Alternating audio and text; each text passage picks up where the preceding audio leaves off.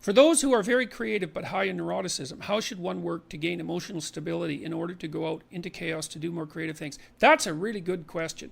You know, I learned about that by reading Jung's works on alchemy, weirdly enough. And so back again in graduate school when I was starting to write Maps of Meaning and really tearing myself apart psychologically, trying to understand evil, I suppose, the evil of the Cold War and the evil of the individuals who composed Nazi Germany and Stalinist Russia. I was reading Carl Jung because he wrote his tracts on alchemy were a lot about self-transformation, and he talked about, it's hard to explain his works on alchemy, but suffice it to say that his advice was something like the advice he derived from the alchemist was that if you were going to mess around with very complicated and dangerous matters, that's a good way of putting it, that you should really put your life together. And so I would say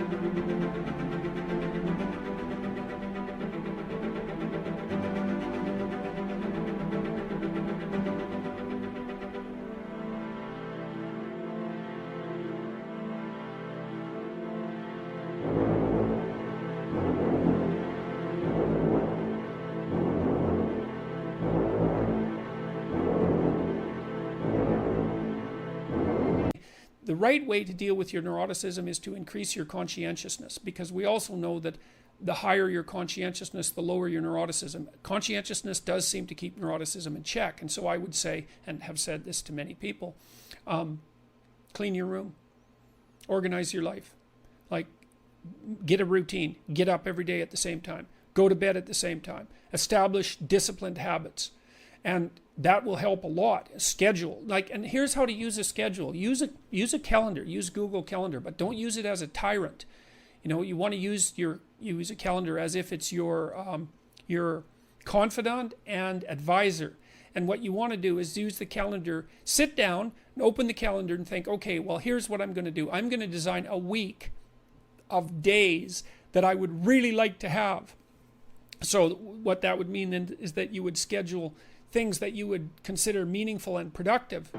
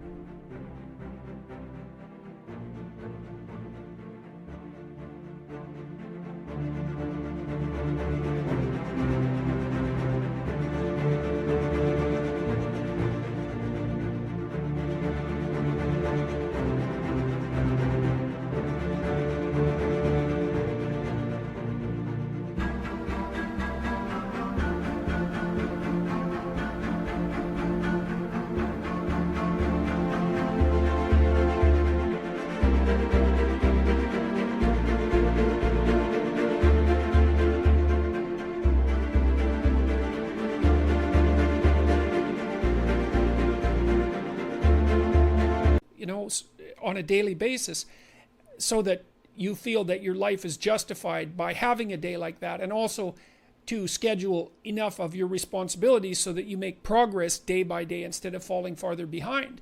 And what that'll do is, it doesn't directly affect your neurophysiology, but you're reacting as a neurotic person, a person high in neuroticism, say, you react to uncertainty and the unexpected with more physiological preparedness and more expenditure of energy than the typical person. And so what you want to do is organize your surroundings, because it's a lot easier to organize your surroundings, at least to begin with, than it is to do radical reconstruction on your fundamental temperament, which you might not be able to do at all. So I would say discipline. And the other thing I would say for creative people, and this is true for people in general, but it's really important for creative people, is that if you want to be creative, which is very, very dangerous and very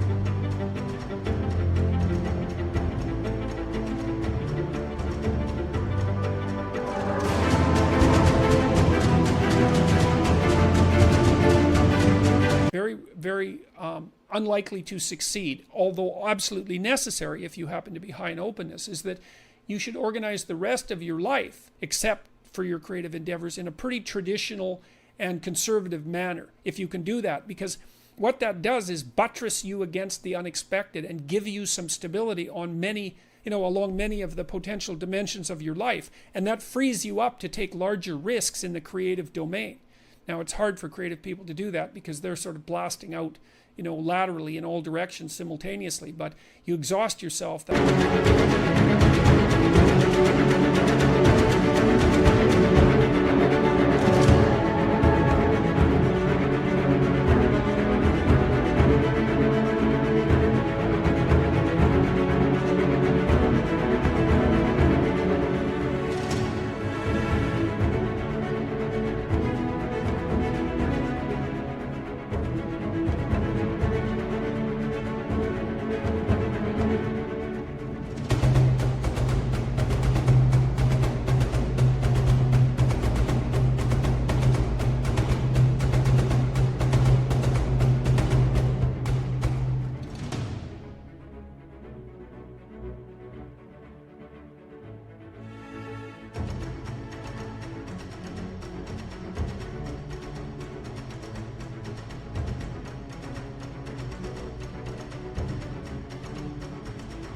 way, and you also risk scattering yourself